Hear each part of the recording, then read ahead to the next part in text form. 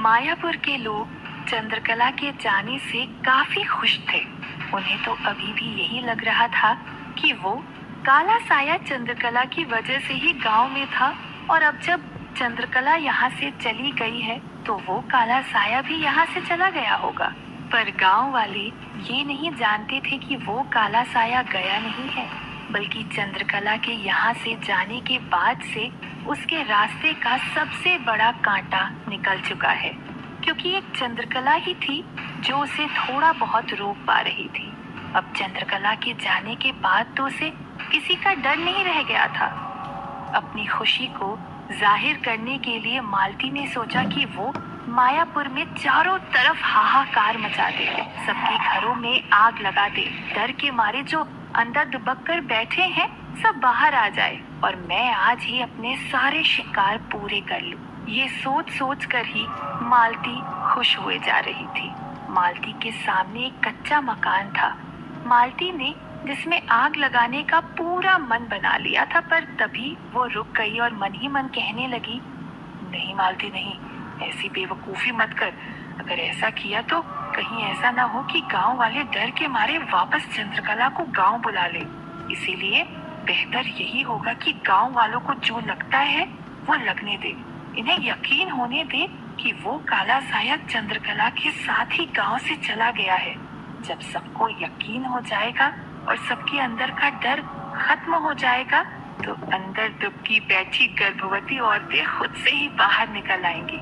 इसीलिए 2-4 दिन बिल्कुल शांत रहो। ये सोचकर मालती मन ही मन मुस्कुराने लगी। इधर यामिनी भी चंद्रकला के जाने के बाद अपनी जीत से बहुत ज्यादा खुश थी। उसने जैसी योजना बनाई थी सब कुछ उसके अनुरूप ही हुआ था। अब आगे भी सब कुछ वैसा ही होगा जैसा वो चाहेगी। अब वो मायापुर में लोगों पर राज करेगी और कोई उसके रास्ते में बाधा नहीं बनेगा। यामिनी की खुद की बुलाई हुई रुदाली तो गांव में आ ही चुकी थी। अब उसका अगला लक्ष्य था गांव में पत्थरभुज बाबा को लाने का। अगर एक बार पत्थरभुज बाबा मायापुर में आ गए तो कोई भी काला साया उसका कुछ नहीं बिगाड़ पाएगा। यही प्रस्ताव लेकर योगेंद्र यामिनी के कमरे में पहुंचा। उसने पहुंचते ही कहा, मुबारक हो यामिनी, बहुत बहुत मुबारक हो। सांप भी मर गया और लाठी भी नहीं टूटी। यामिनी ने मुस्कुराते हुए कहा, आपको भी मुबारक हो भैया। आपके और राघव के बिना ये संभव ही नहीं था। योगेंद्र ने आगे अपनी बात को रखते हुए कहा, तो यामिनी, मुझे लगता है अभी हमें देरी ना करते हुए पत्थरभुज बाबा को बुला लेना चाहिए। अब चाहती तो यामिनी भी यही थी, लेकिन उसने कुछ सोचते हुए कहा, नहीं भैया, अभी नहीं, ये सही समय नहीं है पत्थरभुज बाबा को बुलाने का। योगेंद्र कुछ समझा नहीं। उसने अपनी शंका जाहिर करते हुए यामिनी से पूछा, सही समय नहीं है मतलब? सिर्फ एक चंद्रकला ही थी जो मालती का सामना कर सकती थी। अब वो भी यहाँ नहीं है। अगर मालती ने किसी पर हमला कर दिया तो कहीं ऐसा नहीं हो जाए कि गांव वाले वापस चंद्रकला को बुलाने के लिए कह दे। यामिनी ने जवाब देते हुए कहा, ऐसा कुछ नहीं होगा भैया, पर अभी समस्या ये है कि सभी गांव वालों को ये लगता है कि वो काला साया भी चंद्रकला के साथ चला गया है। तो इस वक्त अगर हमने पत्थरभुज बाबा को बुलाने के लिए कहा तो कोई भी राजी नहीं होगा, पर जैसे ही गांव में किसी के ऊपर कोई हमला होगा, गांव के सभी लोग पत्थरभुज बाबा को खुशी खुशी स्वीकार कर लेंगे। योगेंद्र भी यामिनी की बात समझ गया था, लेकिन गांव में सभी लोग खुशी नहीं थे, बल्कि कुछ लोग चंद्रकला के जाने से काफी दुखी भी थे। काजल जब अस्पताल से घर लौटी और उसे पता चला कि चंद्रकला को इस गांव से निकाल दिया गया है, तो उसे इस बात का बहुत ज्यादा आघात पहुंचा। अपने बच्चे को तो खोने का दुख था ही उसको, अब चंद्रकला का सुनकर और ज्यादा दुखी हो गई थी काजल। उसने भारती से कहा, दीदी, आप तो सब जानती थी ना, तो आपने क्यों नहीं रोका उनको जाने से? भारती ने जवाब देते हुए कहा, तुझे क्या लगता है हमने कोशिश नहीं की थी? लेकिन पूरा गांव चंद्रकला के खिलाफ था, किसी ने हमारी एक नहीं सुनी। काजल ने आगे अपनी बात को रखते हुए कहा, लेकिन दीदी, मैंने उस काले साए को उस रुद्राक्ष से डरते हुए देखा था। जब तक वो रुद्राक्ष मेरे गले में था तब तक वो काला साया मेरे नजदीक भी नहीं आ पाया था। और यही रुद्राक्ष चंद्रकला ने शारदा को भी दिया था, बस वो उसे पहना नहीं पाई थी। भारती काजल की बातें बड़ी ही ध्यान से सुन रही थी। काजल ने अपनी बात को जारी रखते हुए कहा, तो दीदी, सोचने वाली बात तो यही है ना, अगर चंद्रकला उस काले साए से मिली हुई होती तो वही ये सब करवा रही होती, तो फिर हम सबको बचाती क्यों? मतलब साफ है दीदी कि वो काला साया चंद्रकला की वजह से नहीं आया है, बल्कि चंद्रकला ही वो इंसान है जो हम सबको उस काले साए से बचाना चाहती है। इसका सीधा मतलब ये है कि चंद्रकला के खिलाफ बहुत बड़ी साजिश हुई है। भारती को काजल की बातों में सच्चाई नजर आ रही थी। उसने काजल से पूछा, लेकिन इसमें अब हम क्या कर सकते हैं काजल? काजल ने कुछ सोचते हुए जवाब दिया, हमें ये बात गांव वालों तक पहुंचानी होगी दीदी, और चंद्रकला को वापस इस गांव में लाने के बारे में सोचना होगा। भारती ने भी काजल की बातों में हामी भरी, लेकिन चूंकि काजल अभी अस्पताल से घर लौटी थी, इसीलिए भारती ने काजल से कहा, लेकिन अभी तुम आराम करो, इस वक्त तुम्हें आराम की बहुत ज्यादा जरूरत है। कहकर भारती ने काजल को बिस्तर पर लिटा दिया और खुद कमरे की सफाई करने लगी। कमरे की साफ सफाई करते करते भारती को वही रुद्राक्ष मिला जो चंद्रकला ने काजल को दिया। भारती ने जब काजल को वो रुद्राक्ष दिखाया तो काजल उस रुद्राक्ष को पाकर बहुत ज्यादा खुश हो गई। उसने मुस्कुराते हुए कहा, दीदी, अब यही रुद्राक्ष ही चंद्रकला को वापस मायापुर में लेकर आएगा। काजल ने रुद्राक्ष को माथे से लगाया और अपने गले में पहन लिया। अब रही बात राघव की। चंद्रकला के गांव छोड़कर जाने से राघव कितना खुश था ये तो नहीं पता, लेकिन रेशमी के रुदाली बनने से राघव काफी खुश था। उसने चंद्रकला के घर में रेशमी के रुकने की सारी व्यवस्था कर दी और अपने एक आदमी से कहा, सुनो बे, तुम हमेशा रेशमी के इर्द गिर्द ही रहोगे। रेशमी को किसी भी चीज की जरूरत हो तुरंत पूरी की जाए, समझे? उस आदमी ने सिर्फ हामी में सिर हिलाया। उस आदमी को समझाकर राघव वहां से अंदर की तरफ चला गया। अंदर पहुंचते ही राघव ने देखा कि रेशमी अपना सामान रख रही थी। राघव ने दरवाजा अंदर से बंद किया और जाकर रेशमी को पीछे से बाहों में भर लिया। राघव ने रेशमी के कानों में फुसफुसाते हुए कहा, मैं बहुत खुश हूँ कि गांव वालों ने तुम्हें स्वीकार कर लिया और तुम इस गांव में रुदाली बन गई। अब मैं तुम्हें यहाँ से कभी कहीं नहीं जाने दूंगा। रेशमी ने खुद को छुड़ाते हुए कहा, क्या कर रहे हो आप? छोड़िए, हमें कोई आ जाएगा, देख लेगा। राघव समझ गया कि रेशमी को इस बात से परेशानी है कि कोई उन्हें देख लेगा। उसने धीरे से कहा, तो ठीक है, फिर उस वक्त आऊंगा जब कोई नहीं देख रहा होगा। राघव मुस्कुराया और वहां से चला गया। राघव के वहां से जाने के बाद रेशमी ने भी राहत की सांस ली। इधर चंद्रकला अभी भी टीले वाले बाबा के यहाँ नहीं पहुंची थी। जब घर से निकली थी तभी सांझ हो चुकी थी, लेकिन जिस तरह गांव वालों ने उसको अपमानित किया था वो पल भर भी मायापुर में नहीं रहना चाहती थी। इसीलिए उसने घर से निकलते वक्त ये भी नहीं सोचा कि टीले वाले बाबा के यहाँ पहुँचते पहुँचते बहुत रात हो जाएगी। हो सकता था कि चंद्रकला और नीति को नदी पार कराने के लिए कोई नाव भी ना मिलती। अगर ऐसा होता तो दोनों को जंगली जानवरों के बीच ही रात गुजारनी पड़ती, पर भाग्य ने चंद्रकला का साथ दिया और वहां पहुंचते ही एक नाविक मिल गया था जो नदी के उस पार ही जा रहा था। दोनों नाव में बैठे और नदी के उस पार पहुंच गए, लेकिन नदी पार करते करते अंधेरा काफी गहरा हो चुका था।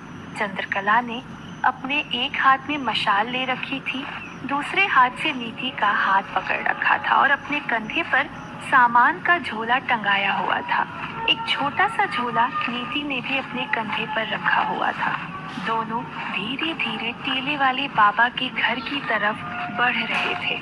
उनके बढ़ते कदमों के साथ साथ अंधेरा और जंगली जानवरों की आवाजें भी बढ़ती जा रही थी। ये सब देखकर चंद्रकला काफी डर भी रही थी।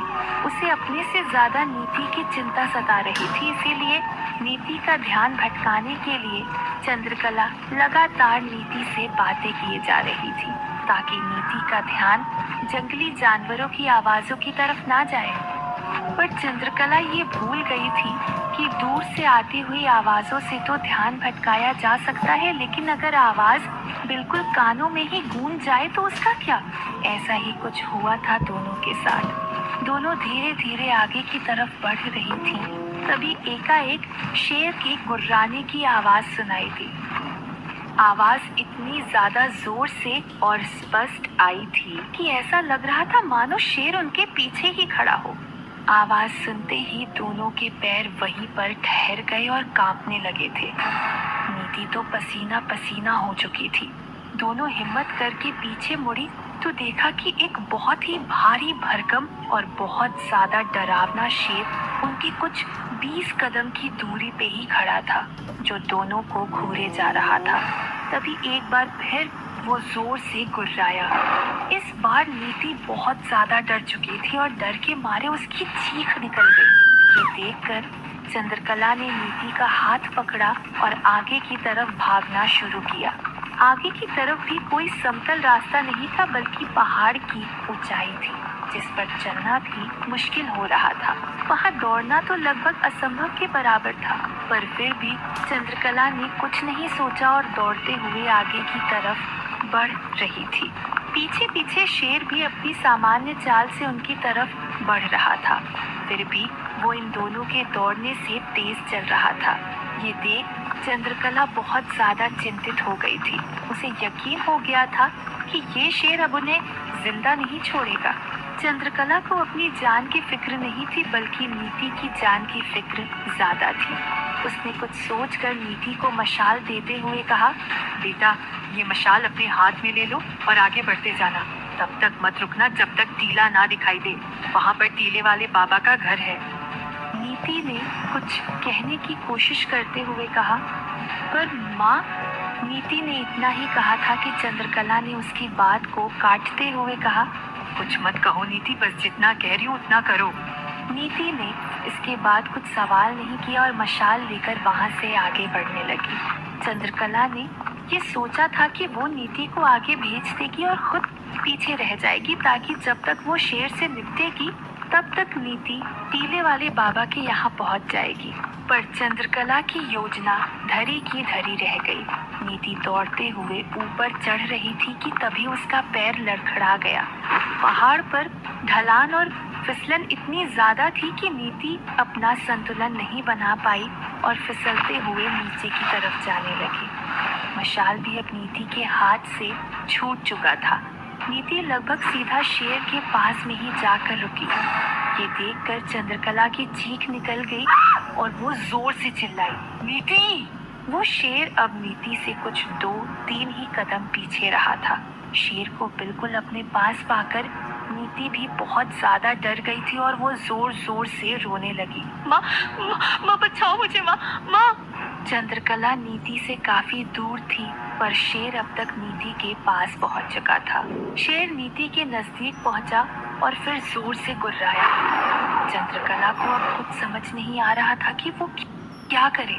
वैसे तो दिव्य शक्तियाँ सिखाते हुए ये सब पहले बताया जाता है कि आप कभी भी अपनी शक्तियों का इस्तेमाल जानवरों पर नहीं करोगे, लेकिन जब बात अपनी बेटी पर आ जाती है तो कोई भी माँ उसूलों और नियमों की परवाह नहीं करेगी। उसने इधर उधर देखा। उसे पास में ही एक नुकीली लकड़ी दिखाई दी। चंद्रकला ने जल्दी से वो लकड़ी उठाई और कुछ मंत्रोच्चार करने लगी। इधर उस लकड़ी के नुकीले हिस्से पर आग लग चुकी थी और उधर शेर नीति पर हमला करने के लिए अपना मुंह खोल चुका था। चंद्रकला ने ये देखा और जलती हुई लकड़ी शेर की तरफ फेंकने ही वाली थी कि तभी उसके हाथ रुक गए। वो ये देखकर चौंक गई कि शेर एकाएक नीति को खाने की बजाय उसे चाटने लगा था। शेर एकदम से भीगी बिल्ली बन चुका था। नीति का डर भी मानो शून्य हो गया था। उसने शेर के ऊपर अपना हाथ रखा और उसे सहलाने लगी थी। दोनों एक दूसरे के साथ ऐसे खेल रहे थे जैसे सालों से एक दूसरे को जानते हों। ये सब देख चंद्रकला के होश उड़ चुके थे। चंद्रकला समझ नहीं पा रही थी कि आखिर नीति है कौन। ना ही कोई काली शक्ति उसका कुछ बिगाड़ पाती है, ना ही कोई जंगली जानवर उसका कुछ बिगाड़ पाता है। नीति को जानने की चंद्रकला की उत्सुकता दिन ब दिन बढ़ती ही जा रही थी। उसने मन ही मन कहा, बस एक बार गांव वालों को इस मालती के कहर से बचा लूं, उसके बाद सबसे पहला काम नीति की सच्चाई जानने का ही करूंगी। अब तो नीति की सच्चाई मुझे भी भयभीत करने लगी है। आखिर पता नहीं कौन है नीति। चंद्रकला ये सब सोच ही रही थी कि शेर नीति को वैसे ही छोड़कर वहां से वापस जंगलों में चला गया। शेर जैसे ही नीति से अलग हुआ, चंद्रकला दौड़कर नीति के पास गई, उसे उठाया और दोनों वहां से टीले वाले बाबा के घर जाने के लिए आगे बढ़ने लगे। आखिर कौन है नीति, किसकी संतान है, कैसे पता लगाएगी चंद्रकला, और क्या करेंगे काजल और भारती चंद्रकला को वापस मायापुर में बुलाने के लिए? क्या यामिनी पत्थरभुज बाबा को गांव में ले आएगी?